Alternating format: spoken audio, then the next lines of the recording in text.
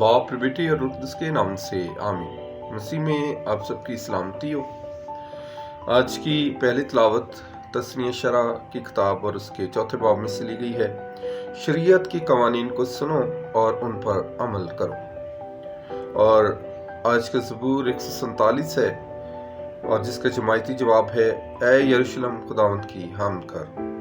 नारा हमद है, खुदा फरमाता है, दुनिया का नूर मैं हूँ, जो मेरी पैरवी करेगा वो जिंदगी का नूर पाएगा। आज की इंजील मुकद्दस मत्ती के मुताबिक और उसके 5वें बाब में से ली गई है। वो आदमी जो इन हुक्मों पर अमल करता और सिखाता है, वही आसमान की बादशाही में बड़ा कहलाएगा। मेरे अजीजों, आज की पहली तिलावत जो तस्नीय शरा की किताब में से ली गई है, सुन ए इसराइल, खुदावंद हमारा खुदा अकेला खुदावंद है। बस तू अपने खुदावंद को अपने सारे दिल, अपनी सारी जान और अपनी सारी अक्ल से और ताकत से प्यार कर। ये है तौरेत की 5वीं और आखिरी किताब का मरकजी ख्याल और पैगाम, जिसमें मुआब की सरजमीन के नज़ारे और दरियाए अर्दन के पानियों का अक्स शामिल है। तस्नीय शरा का लुग़वी मतलब है दूसरी शरीयत, लेकिन हकीकत यह है कि इस शरीयत को नहायत जानदार और मौसर तरीके से पेश किया गया है। दरअसल ये शरीयत पर नजर सानी है। किताब का महवर खुदा की पाक ज़ात है, जो वाहिद है और सारे प्यार के लायक है। वो खालिक और मालिक है। ये किताब खरूज से अपना रिश्ता मदरजा झैल अल्फाज में इस्तवार करती है।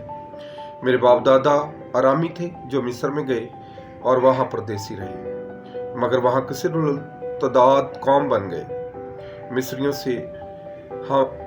मिस्रियों ने हमसे बदी की और हमें दुख दिया और हम सख्त मशक्कत का बोझ हम पर डाला। तब हमने खुदावंद अपने खुदा के बाप दादा खुदा के हुजूर में फरियाद की, तो खुदावंद ने अपने जोरे बाजू से अपना हाथ बढ़ाया और बड़े रोब और अजायबात के साथ हमको मिस्र में से निकाल लाया।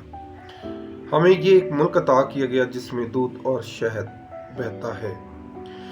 ये इसराइल के ईमान का अकीदा भी है, जिसे वो फसा के मौका पर हर घर में धुराते हैं और दूसरों को तंबीह करते हैं। अब ए इसराइल, खुदावंद तेरा खुदा तुझसे क्या चाहता है? फक्त ये कि तू अपने खुदावंद खुदा से डरे और उसकी सब राहों पर चले और उसके कवानीन को माने।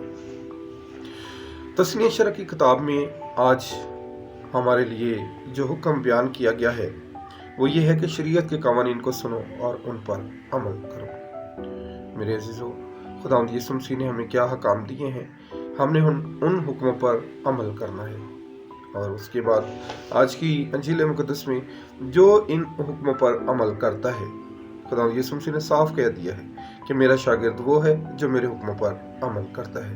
अगर कोई मेरे हुक्मों पर अमल नहीं करता तो वो मेरा शागिर्द भी नहीं हो सकता। और दूसरे आगे लिखा है, जो इन हुक्मों को दूसरों को सिखाता है वो आसमान की बादशाही में बड़ा कहलाएगा। आसमान की बादशाही हमारे दरमियान मौजूद है। खुदावंद यीशु मसीह के हुक्मों पर अमल करना मेरा और आपका मकसद है कि हम खुदावंद यीशु मसीह के हुक्मों पर अमल करते हुए हमेशा की जिंदगी के वारिस बने और हमेशा की बादशाही के लायक बन सके। आज का दिन मेरे लिए और आपके लिए बाइस से बरकत ठहरे। आमीन।